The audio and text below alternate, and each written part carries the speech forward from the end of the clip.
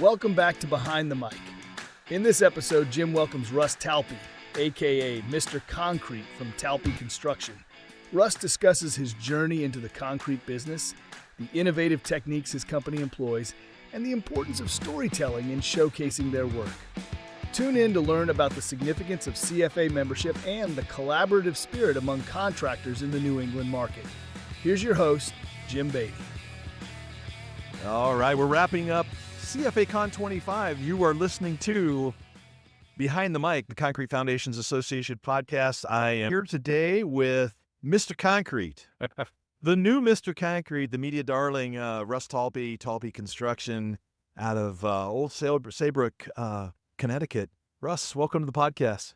Thanks for having me, Jim. Man, it's so good to have you on. I mean, you and I have been working together because you're on the board of directors for the CFA, and I love your story, but I really love what's happening right now across LinkedIn and Instagram, and you and working with your with Nate, Nate Salter. You guys have really begun to reintroduce the idea that concrete is sexy. Yes. And this idea of really having fun in the industry. It's a good time, and Nate does a great job of capturing it all, and putting it together. He deserves a lot of credit for telling the story. Yeah, he's got great vision, great storytelling capabilities, and he's also working with great content. Yeah. I mean, you got some fun projects. Yep. And you're real. Your company size is not big, like less than 10 employees. Yeah, we have 5, including myself. How did you get into the industry? I worked construction in the summers, when I was in high school in the first couple of years of college, and I was down at school one summer, taking summer classes. A friend of mine was dating a girl whose father was partners in a startup concrete business, and they were looking for workers, and I went and worked there, and it was just kind of a summer job that never left. Yeah, be careful. It literally and figuratively gets in your blood. Yeah, it does. It really does. Yeah.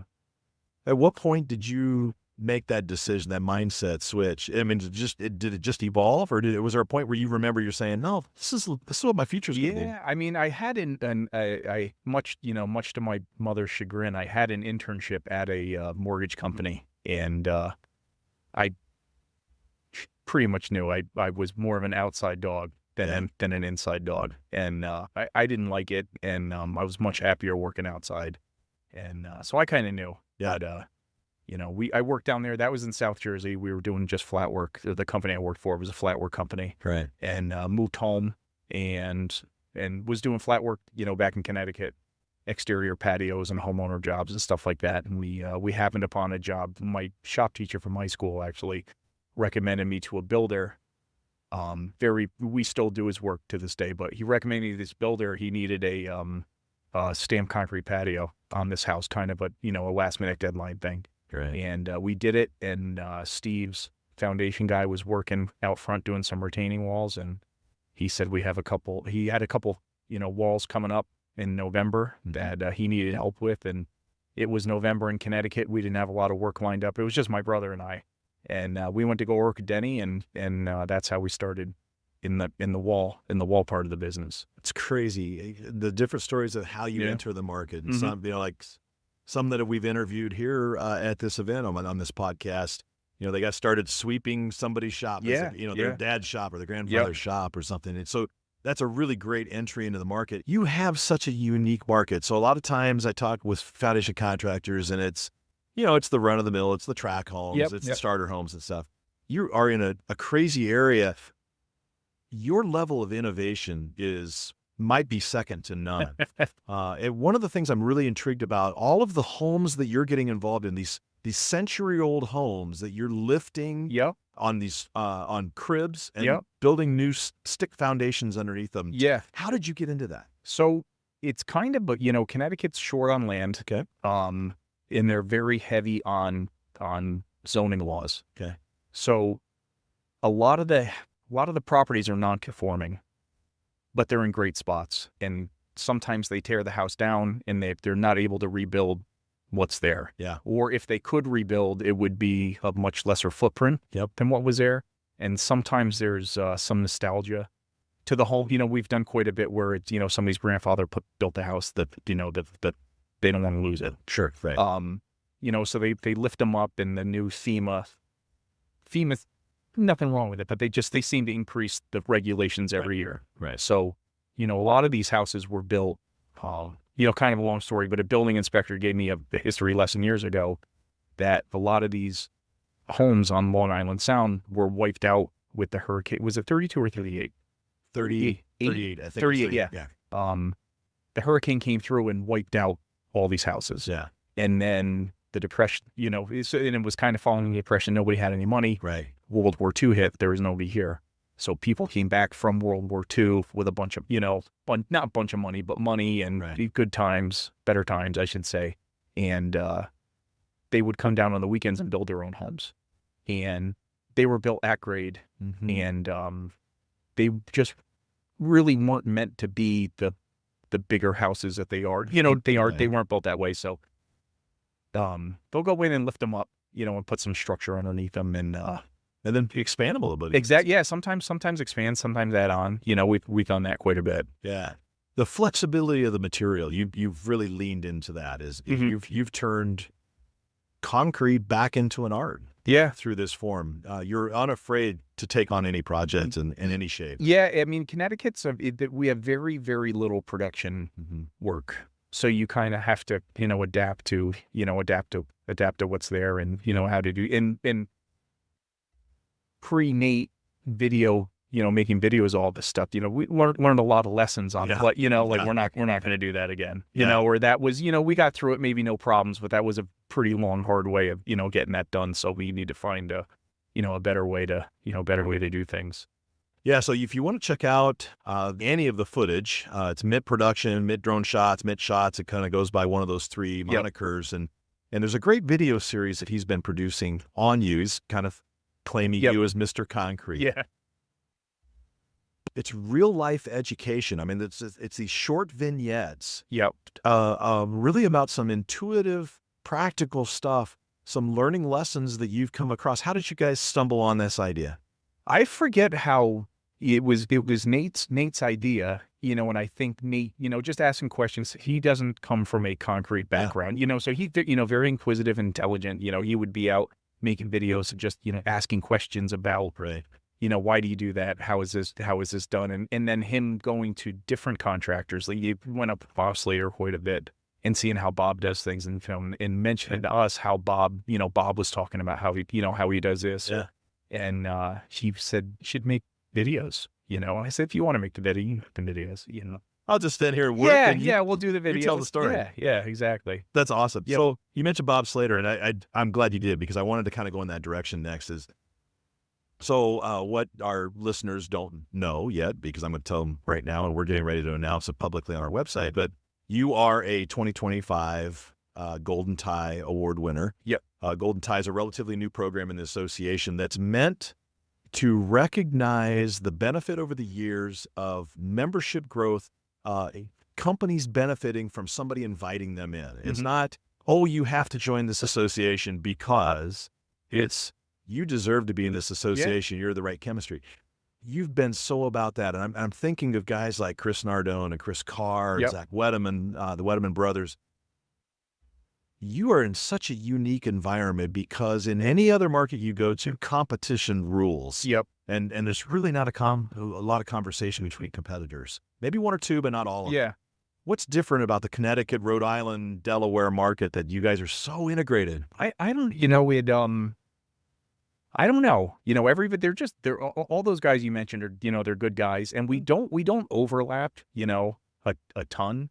And I think it kind of speaks to everybody's, all those guys do great work, and they all have their builders, and none of the, nobody that they work for is really shopping around. So they've gotten their builders over the years. We inherited quite a bit from that gentleman, when Denny retired. Right. He's since passed away, but, we've inherited a lot of his guys in our local area, and everybody kind of has their own roster of builders that they stick with.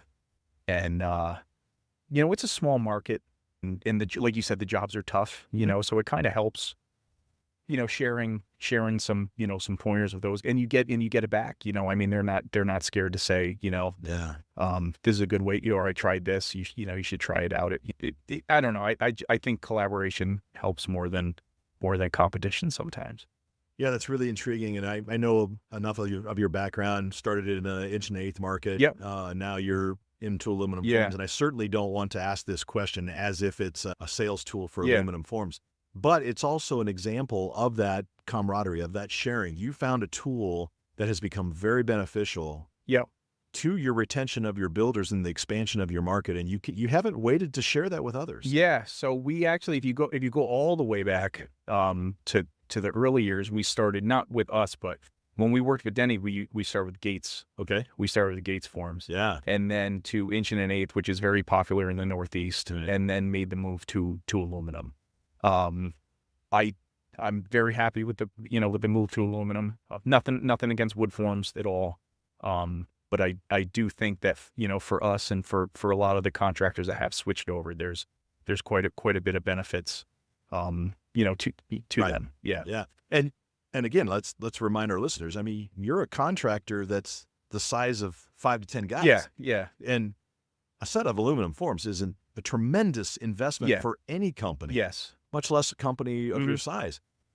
But you haven't hesitated doing that from any technology. You own a lot of technology, a lot of diverse things that you're putting together. Yeah.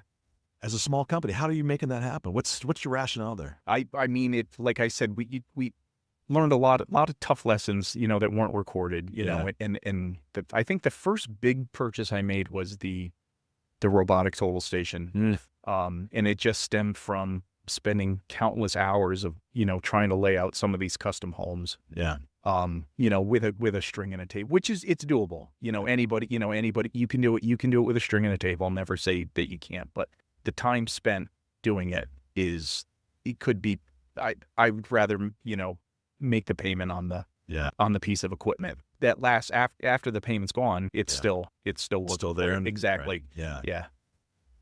What would you say is something that you've learned about yourself for your company, but you've learned about yourself by being part of an association? Learning about myself. I think that some of the things that if you ask my wife, she'll tell you I'm nuts, in some of the ways I go about things. And some of it I learned that I am kind of crazy, and you got to let a couple things go. And some of it is not, I mean, you get together with a group of guys that are doing the same thing, and you're like, I'm not that crazy. These guys do it the same way too, or a lot of people do, or, maybe I should think about that a little bit because, I seem to be an outlier. Yeah. In that aspect. So that's really cool. So in that, what I hear is believing in self-confidence. Yes. Right? Yep. And at the same time, believing that there are reasons. I was talking with Jason Ells earlier today on one of our podcasts. It's that lesson of not being able to read the label from inside the jar. Exactly. Getting outside and letting others tell you about yourself that you can learn from. The hard-headedness is it's a blessing and a curse. I mean, the self-confidence or the stubbornness, however you want to call it, is a lot of what got people to where they are, and it can be a lot of, like you said, reading the label from inside the box. A lot of times you don't realize, maybe I need to change a couple of things. So you are unique in this association. And a lot of times I come at my podcasts stitching together I say the collegial relationship, or the how relatable companies are. And you are unique because of what you just described, how you came into the business. You started working for somebody and that person wanted to get out of the business. And so you basically bought the company and started up. So you're in essence first generation. Yeah. First generation Talpi. My family has no construction background. And now, as we've heard today, just kind of talking around in these different environments, you've got your oldest son that's starting to dig in. He's starting. I don't know. I think Jack will work with us. I don't know if he loves it. Yeah. Which you really have to love some part of this business in order to keep doing it. But we'll see. So no pressure. No right? pressure. Yeah. But he's out there. He's working, in the summers and weekends. Which is good. It's nice having him around. At least he can see really good learning environment. Yes, it's a great learning environment. And obviously trying intentionally keeping your company the size that it is. There's not, you don't have the pressure that many companies have for workforce development. Yes. But when you do need it, where do you go looking for workers? If I need workers, I've been pretty fortunate when I've had some of my best guys seek me out. The guys that are with me now, one of them I hired. I had an ad out. I hired him. And one I've known since high school. He worked with me, when he was in high school, went to the Air Force, and now he's back. And a couple other guys actually sought us out over some of Nate's videos. Oh, wow. We're working for other concrete companies and wanted to come work with us, which is good. I think like any business owner, I've always got an eye on, if somebody, that meshed well wanted to come work. And we get calls once in a while about, if we are hiring, and, I'll ask around, and we have low turnover. Historically, I don't, turn a lot of employees over. I try to retain just because of the nature of the jobs. Yeah. It's not production work. So we really do need some continuity into the systems, because some of the stuff we do is different than, so they have to kind of be on board, before we get there. Yeah. But, I don't know. I ask around. Sometimes I'll put an ad out. I'll ask other contractors, if they know anybody. We'll get some referrals and stuff like that. Yeah, you're pretty visible now. Yeah. Like you said, some people are showing up because of Nate's videos, and that's the other thing you shared with a lot of your colleagues in that New England market, is that Nate has gotten to know Chris and Bob and Zach and others through you, and you've been introducing them, made those relationships, and now they're getting the opportunity to tell their story through pictures and through videos. Really an amazing thing that's happening up there. Yeah. And Nate does good work, so it doesn't take too much introduction, Right. His work kind of sells itself. But yeah, it's a good market. It really is. What have you learned from this experience working with Nate? What have you learned about the importance of telling the story? I think it's not, I think it's, the concrete work, and especially the foundations, it's hard to see from the ground level. And I think it's very hard for people that aren't in the business to understand the ins and the outs and what goes into the job. Yeah. Nate does a very good job of stitching together from the hole to the footing to the walls and the different aspects of the walls, and just, how much work goes into a very unheralded part of the construction process. Right. I mean, it typically gets, especially on the bigger jobs, like it gets buried, it gets covered in stone, it gets drywalled on the inside. Nobody ever knows anything about it. Yeah. I mean, you're absolutely right. Even when your concrete structure ends up above grade, Yes. it gets covered up. Yeah. Like, nobody wants to see concrete, and yet I want to see concrete. Yeah, I know. I'm such a geek. I've been looking around here in Deadwood and looking around, and my wife is, really, and I'm like, yeah, it's what I do. Yeah, we traveled to Italy, we traveled to the UK this summer, and I'm snapping as many photos of concrete work as I am, of everything else. Yeah. Yeah, that's great stuff. Well, so as you think to the next chapter, what's the one thing that you want? What do you want to learn next? What are you looking forward to adding or to taking on for Talby Construction? I think if we can just, I don't know, right now I'm just not nervous, but I don't know if this totally answers your question. It might go down another road, but I see a lot of builders. I don't want to say the end of the career, but there's a lot. I'm nervous about where it goes. Not nervous. I shouldn't say nervous, but I have my eye on where it goes. Okay. I don't see a lot of younger builders coming in. I see a lot of very good established builders in their 60s. And I don't know. And with that being said, if anybody's listening to this, I have some very good young builders too, but not. The numbers are the numbers are trending the other way. I don't know where it's going to go for the higher end market anyways. Yeah. I mean, something's going to happen, but I just don't, I'm looking at that. excavation companies. Yeah. Same thing. So whether I shouldn't say go in another direction, but something's going to happen. And I don't know, so that's kind of where we're looking at now. Where's this going to be in 10 and the whole construction market in general? Yeah. So you might end up doing what many of your peers here at CFA have done, is diversify in such a way to take a part of the market that is either underserved or falling away. Yeah. It'll be a really intriguing thing for you to do. Yep. You have benefited from also another form of time investment in yourself through a vehicle the association provides, which is our Projects of the Year competition. It's an annual program. Any member can submit any project that they want, and there's numerous categories. Here again, I want to make sure our listeners know your size. You are in essence an owner-operator. So you have very little time until at night. You might sit down in front of your computer finally at night at 10 o'clock at night, but yet you forge some time. How important has it been winning those awards and handing over an award to a customer that you've done a great job for? It's good. The employees like it.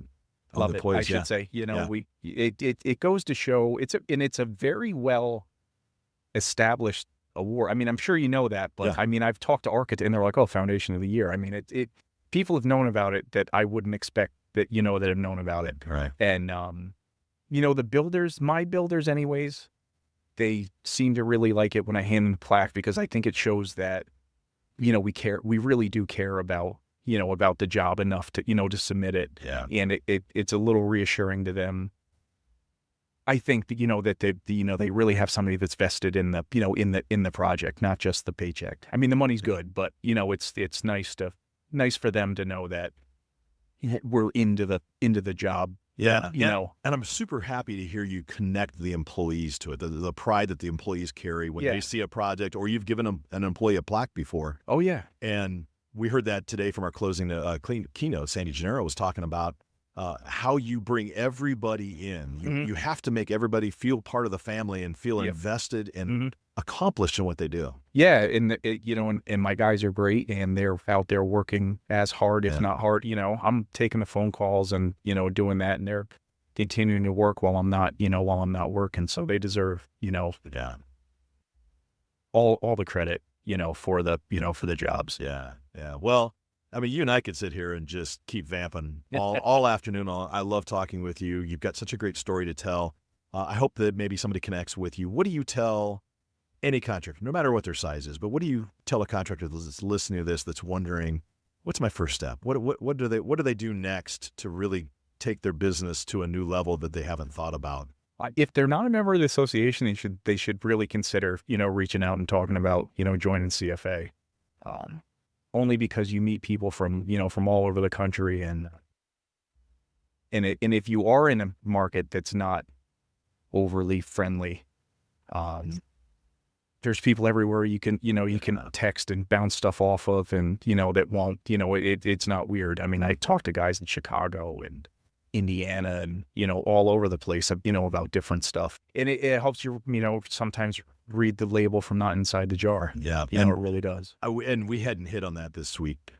Anybody on that thought through this podcast, and that is really an important one, is that you can quickly get to any number of contacts. Yes, in markets that are non-competitive. Yep. In markets that are more diverse, less diverse. You got a question that a unique thing on a project, you can test it against the association, find somebody that's already done that. Yeah. Do you have this problem? Do you guys run into this? What do you do? Or, and even just, I mean, if people are active on social media, I don't always chime in, but, I scroll through and look at things, and you see different projects people are doing and how they do things. And you just get a whole, like, what'd you do here? Or what happened here? Or what do you do in this situation? Yeah, that's great. Well, he's Russ Talpe Construction, Old Sellbrook, Connecticut. We're actually going to be out there this fall. We're going to come out and see you and hang out with you. Hopefully we got a good job going on. Yeah, and he's also Mr. Concrete on LinkedIn, on Instagram, on Facebook, on probably some other platforms that I don't know because of my age. But I'm super happy. Thanks for stopping by the podcast. Problem. Have a great rest of the time. I know your family's waiting for you as you close down. Yeah, thanks, Jim. All right, so that's it for CFA Con 25 in Deadwood, South Dakota. Close to another great convention. Thank you for listening to our podcast. Check out all of them on our YouTube channel where you can find out past, present, and our future podcasts. And we hope that this helps you take a next step in investing in your business. Have a good afternoon, everybody. Behind the Mic is brought to you by the Concrete Foundations Association. You can learn more about us and about becoming one of our #CFA Concrete Pros by visiting our website, cfaconcretepros.org. If you're a concrete professional interested in being part of a future podcast, reach out to us by email to info@cfaconcretepros.org to start a conversation. Thanks for listening, and we'll see you next time on Behind the Mic.